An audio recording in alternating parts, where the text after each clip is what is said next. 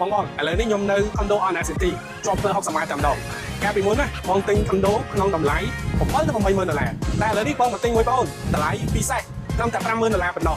បងសូមបញ្ជាក់ណា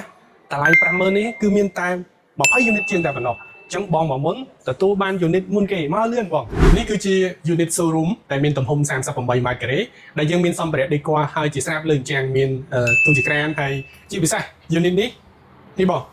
គឺមានវេរ៉ង់ដា view ស្អាតមែនទែនបាយទៅខាងទន្លេបាសាក់បងហើយនៅខាងក្នុងនេះយើងមានបន្ទប់គេងមួយហើយនិងបន្ទប់ទឹកមួយអញ្ចឹងបន្ទប់នេះអាចខណ្ឌទៅជាមួយបន្ទប់គេងបានជាមួយនឹង view ស្អាតអញ្ចឹងបងមកឲ្យលឿនណាបងព្រោះ unit ដែលស្អាតដែលល្អអញ្ចឹងណាគឺមានតិចមែនទែនត្រឹមតែ20 unit ជាងតែប៉ុណ្ណោះហើយបើសិនជាបងមកមុនណាបងមានអត្ថប្រយោជន៍ក្នុងការជ្រើសរើស unit ចង់បានបាយទៅខាងទន្លេចង់បានបាយទៅខាងសួនឬក៏